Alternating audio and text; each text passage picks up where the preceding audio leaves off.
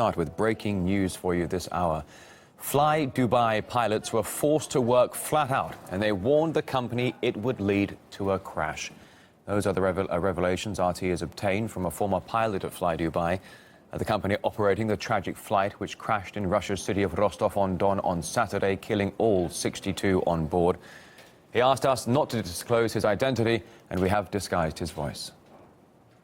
When I was still at the company, it was one of the last things that I told management was that there would be an accident, and it would be because of pilot fatigue. The way that they build the schedules, they do not allow pilots to get the right amount of rest or the proper rest before a flight, and that is exactly what both of these pilots were, the situation that they were in, for sure. I think that there was a survey done at some point, and the company was very mad when the survey got out, because they were not the ones that set it up. But one of the questions was, do you think there's going to be a crash? And over 80% of the pilots that participated, which one was me, we said yes, there will be a crash at Flydubai. And it's unbelievable. I mean, they knew this was coming. They absolutely knew it. I wish it didn't happen. I wish it wasn't true. I personally lost friends who were crew on that airplane, but I wasn't surprised. If there's any airline in the world that has everything set up for a crash as this one, it's Flydubai. Well, RT's Paula Sleer is standing by for us. We'll be talking to her very, very soon on all these revelations she's discovered from this pilot of Flydubai. For now, though, RT requested a comment from Flydubai on the claims that we heard from their former pilot. So far, we received no response, but we will update you as soon as we hear some. However, immediately after the crash, the company's chief executive had this to say. The hours, the captain flew 5,965 hours. The co-captain 5,769 hours.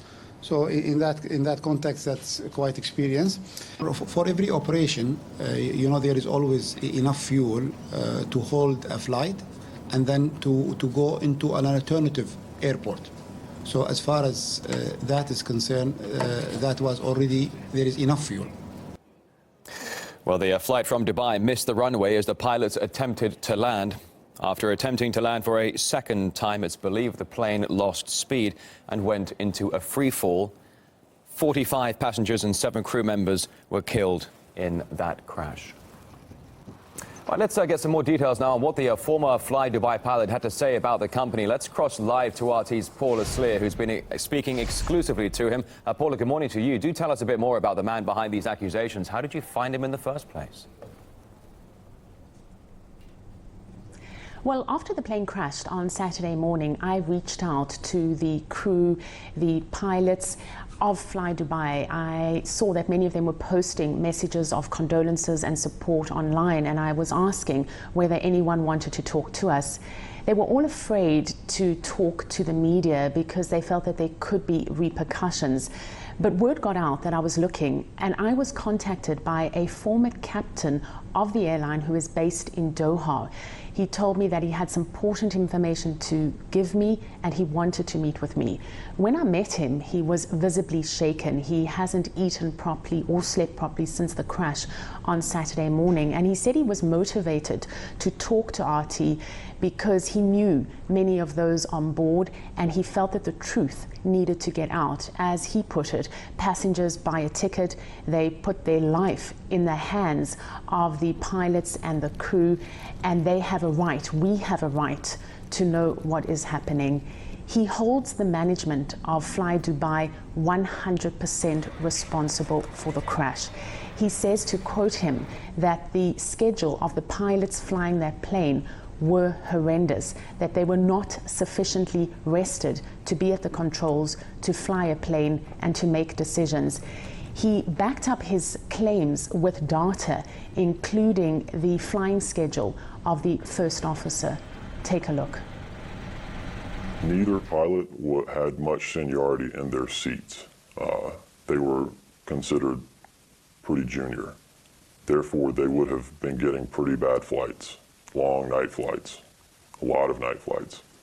And they were probably very, very tired and very fatigued.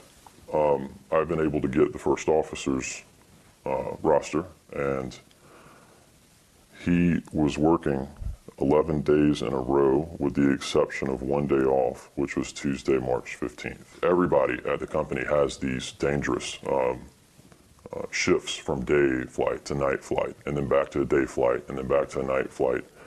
And it has definitely been, a big issue for a long time. I know that when I was still at Flydubai, there were meetings every 2 weeks with the chief pilot. And from what I understand, in most of those meetings, this was always brought up. And in fact, one of the meetings, the chief pilot referred to us as a bunch of prima donnas, like we complain too much. That's exactly what he said. He said, you guys are just a bunch of prima donnas. Now, Paula, so discussing the issues of pilot fatigue and working very, very tough schedules, I suppose the question should be, how legal is this kind of rostering system? Well, the question of how legal are these rostering systems is exactly the question I put to this former captain. And he answered the question by saying that it is legal, but there are many things out there in the world that are legal, but are simply wrong. He said that the captain of this flight, who had already resigned and was actually on one of his last flights, one of the main reasons, if not the main reason he had resigned, was because of his flying schedule. He simply just could not keep up with it anymore. He also gave me a report of one incident at Flydubai where the two pilots that were at the controls filed a report afterwards in which they admitted that they had fallen asleep for some 8 minutes while at the controls while flying out from an outer station. Every month, this is common practice across the airline industry, pilots need to fill in an air safety report. They fill it in after every flight, and there is a monthly report that is put together. We have more data. We have many of those ASRs that were filled in at Flydubai. And if you look at them, you can see just how often pilots were filling in the words fatigue. It shows you just how widespread the problem is.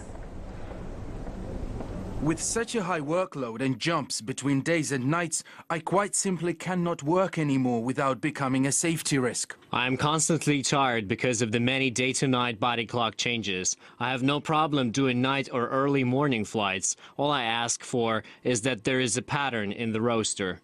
It is increasingly impossible to operate safely in a habitually body clock changing roster with minimum days off to recuperate. Flight safety is being compromised by a roster which allows no proper periods of stability or recuperation. I've been filing reports like this for a year, as of many others. It is cynical of the company in the extreme that in this period the situation has been allowed to get worse and not better. It is almost an open secret in the airline industry that Flydubai pilots are extremely fatigued. And this is a huge issue, the whole issue of pilot fatigue. Another reason this former captain gave me as to why he was giving the story to RT and prepared to go on record with it is that he says he hopes the issue will now be blown open and the result will be much safer airlines, particularly here in the Middle East. All right, Paula Slee live in Dubai. Thanks for that, Paula. Now, RT has requested a comment from Flydubai on the claims that we heard from their former pilot. So far, we have received no response, but we will update you the moment that we do.